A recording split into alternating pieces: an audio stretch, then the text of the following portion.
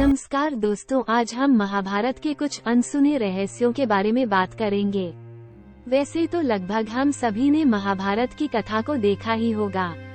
महाभारत को हिंदू धर्म का 5वां वेद कहा जाता है, क्योंकि इस महाकाव्य में व्यक्ति, परिवार, समाज, धर्म, कर्म, माया, ईश्वर, देवता, राजनीति, कूटनीति, महासंग्राम, महाविनाश, ज्ञान, विज्ञान, तंत्र, मंत्र, साधना, भक्ति, भक्त, भगवान और भी न जाने ऐसे कितने अनगिनत विषयों के बारे में विस्तृत तरीके से बताया गया है।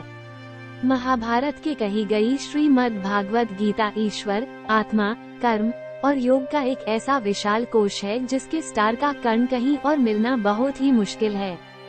लगभग हर हिंदू व्यक्ति महाभारत की कथा को जानता होगा, लेकिन आज हम आपको महाभारत के कुछ ऐसे दिलचस्प तथ्य बताएंगे जो शायद ही आपने सुने हो।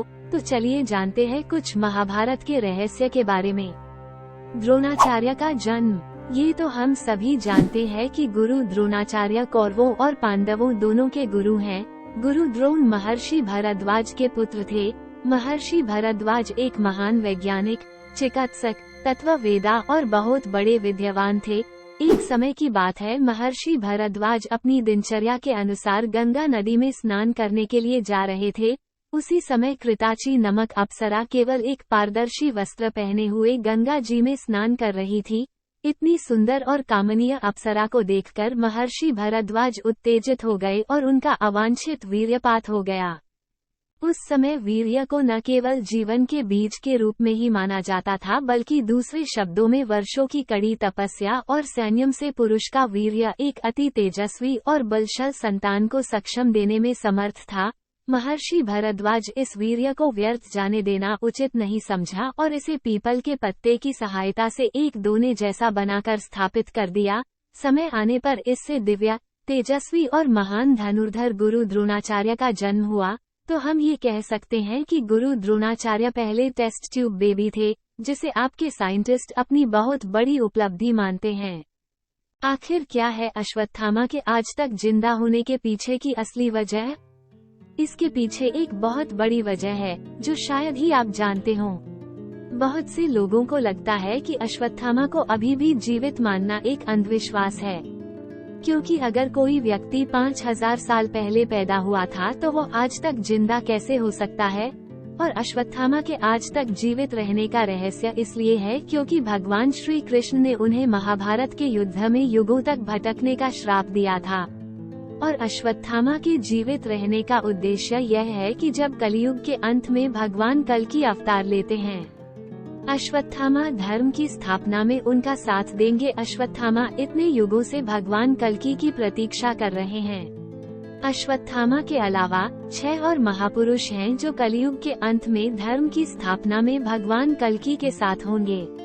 उन्हें अमरता का वरदान प्राप्त है, अर्थात वे इस कलियुग में सतयुग, त्रेता युग, द्वापर युग से अब तक जीवित हैं और वे सभी 8 सिद्धियों और दैवीय शक्तियों से संपन्न हैं। लेकिन ये महान दिव्य पुरुष किसी नियम या वचन से बंधे हैं और हम मनुष्यों की तरह वे भी आज इस कलियुग में रह रहे हैं। भगवान विष्णु के कल्कि अवतार को मोक्ष प्राप्त करने की प्रतीक्षा कर रहे हैं और वे 6 महापुरुष हैं। रामायण काल के विभीषण, कृपाचार्य हस्तिनापुर के कुलगुरु, महाभारत की रचना करने वाले महर्षि वेदव्यास, धार्मिक और कर्तव्यपरायण असुर राजा बलि जो आज भी सतला लोक में निवास करते हैं, चिरंजीवी हनुमान जी जो रुद्र अवतार हैं, और अंतिम चिरंजीवी महापुरुष परशुराम जी हैं जो भगवान विष्णु के 6ठे अवतार हैं और जो पितामह भीष्म, द्रोणाचार्य और कर्ण के गुरु भी थे। और पौराणिक कथाओं के अनुसार परशुराम जी भी भगवान कल्कि के गुरु बनेंगे, जो इस समय महेंद्रगिरी में तपस्या में लगे हुए हैं और कल्कि अवतार का इंतजार कर रहे हैं। युधिष्ठिर का अपने शरीर के साथ स्वर्ग जाना। 5 तत्वों से बना ये शरीर मृत्यु के बाद हर इंसान को छोड़ना पड़ता है, लेकिन हम सभी जानते हैं कि इसका एकमात्र अपवाद पांडव पुत्र युधिष्ठिर थे।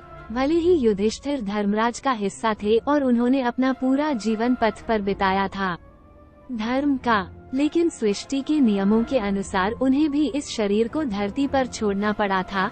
लेकिन वे शारीरिक रूप से स्वर्ग पहुंच चुके थे।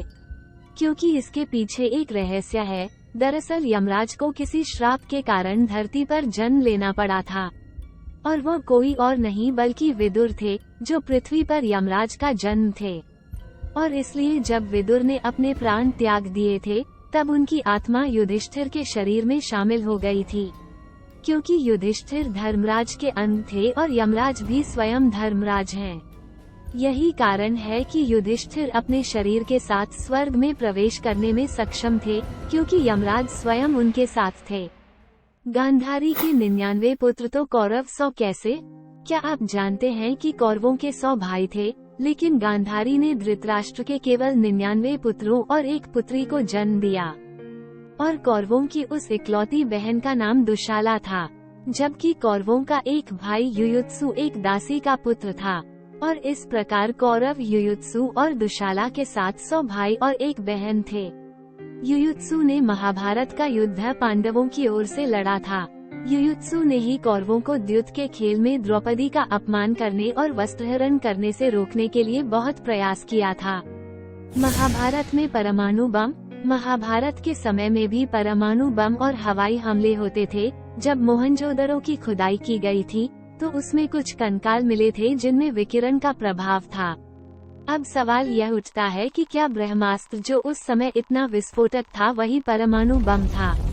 क्योंकि जब भी ब्रह्मास्त्र का प्रयोग किया जाता था, पूरे ब्रह्मांड में एक तेज गर्जना सुनाई देती थी। हजारों उल्कापिंड आकाश से गिरने लगते थे, आकाश जल जाता था। ऐसा लग रहा था कि पृथ्वी पर भयानक भूकंप आया है। हवा तेज गति से बहने लगी, सभी पेड़ पौधे जानवर सभी को नष्ट कर देते थे। जरा सोचिए कि आज के आधुनिक युग से महाभारत काल का समय कितना दूर था। महाभारत था विश्व का प्रथम विश्व युद्ध। महाभारत के युद्ध में कई विदेशियों ने भी भाग लिया था। उदाहरण के लिए यमन, मैसेडोनिया, अमेरिका, ग्रीस और रोमन देशों के योद्धा भी इस युद्ध में शामिल थे। इसका प्रमाण महाभारत में मौजूद है। इस प्रकार हम कह सकते हैं कि महाभारत का युद्ध विश्व का प्रथम विश्व युद्ध था। क्या सच में महर्षि वेद व्यास महाभारत के लेखक है? दोस्तों, अब मैं आपसे एक सवाल पूछता हूँ कि महाभारत की किताब किसने लिखी थी? मुझे पता है कि आपका जवाब होगा कि महर्षि वेद व्यास, लेकिन मैं आपको बता दूं कि यह एक अधूरा सच है। अब आप पूछेंगे क्यों? तो मैं आपको बता दूं, वेद व्यास एक नाम नहीं है, बल्कि एक उपाधि है जो वेदों के ज्ञान रखने वाले लोगों को दी गई थी। कृष्ण द्वैपायन से पहले 27 वेद व्यास हो चुके हैं, जबकि वे स्वयं 28वें वेद व्यास थे। इसलिए वो वेद व्यास नहीं, बल्कि कृष्ण द्वैपायन वेद व्यास थे। वो न केवल महाभारत के लेखक रहे हैं, बल्कि महाभारत में घटी घटनाओं के भी साक्षी रहे हैं। क्योंकि हस्तिनापुर की तमाम घटनाओं की सूचना उन्हीं तक पहुंचती थी, और वो उन घटनाओं पर अपनी सलाह भी देते था। जब भी संघर्ष और संकट की स्थिति होती, माता सत्यवती कभी उनके साथ चर्चा करने के लिए उनके आश्रम पहुंचती, तो कभी हस्तिनापुर में राजभवन में उन्हें आमंत्रित करती। पांचजन्य क्या है? पांचजन्य एक अत्यंत दुर्लभ शंख है। श्री कृष्ण के शंख का नाम पांचजन्य था, जिसकी उत्पत्ति समुद्र मंथन के दौरान हुई थी। महाभारत में श्री कृष्ण अपने पांचजन्य शंख से पांडव सेना में जोश भर देते थे और इससे कौरवों की सेना में भय पैदा हो जाता था। इसीलिए इस शंख को विजय और यश का प्रतीक माना जाता है। कहा जाता है कि यह पांचजन्य शंख आज भी मौजूद है। ये शंख हरियाणा के करनाल का बताया जाता है।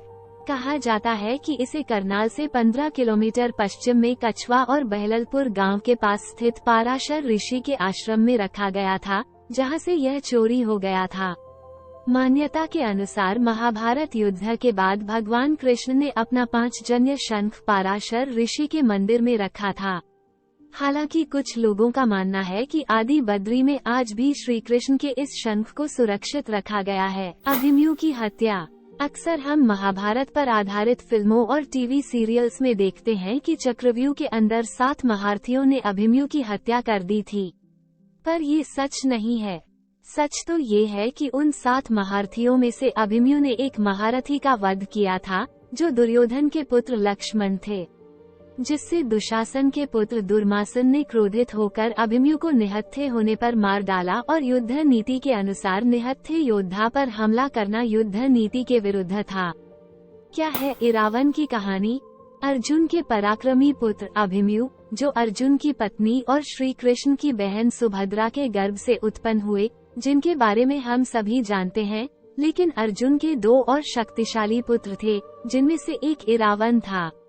पांडवों से लेकर कौरवों तक महाभारत में कई ऐसे पात्र हैं जिनकी कहानी हैरान करने वाली है।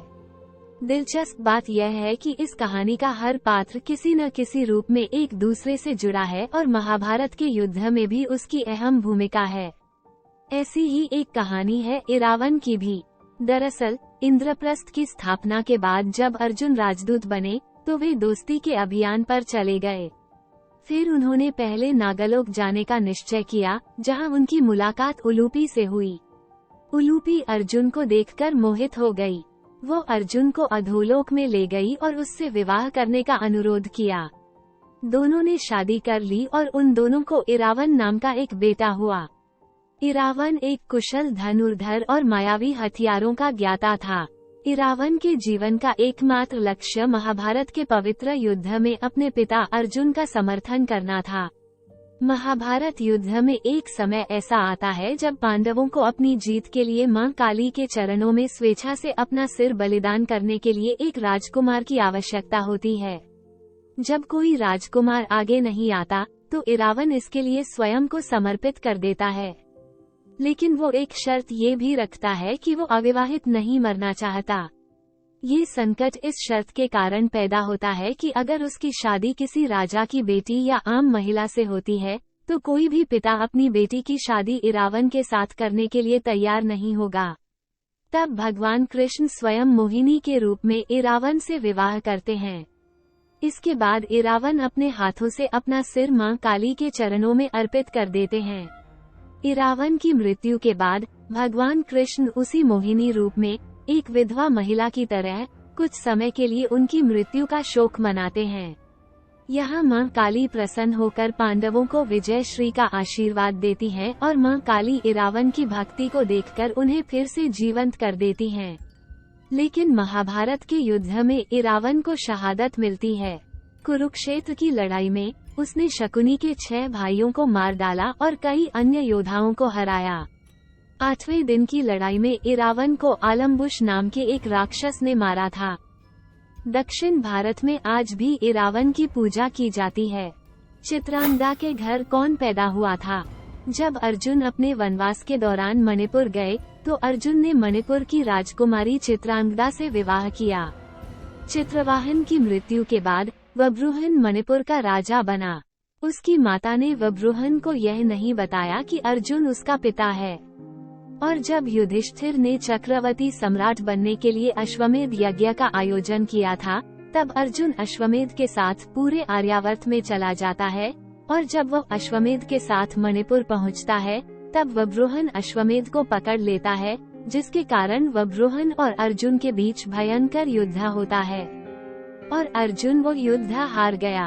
और जब वब्रुहन को अपनी मां से पता चलता है कि अर्जुन उसका पिता है तो उसे आत्मा घृणा का अनुभव होता है और वो अर्जुन को जगाता है, जो मृत्यु संजीवक मणि से बेहोश है, और वह उसे घोड़ा लौटाता है और वह युधिष्ठिर के अश्वमेध यज्ञ में अपनी दोनों माताओं चित्रांगदा और उलूपी के साथ शामिल होता है।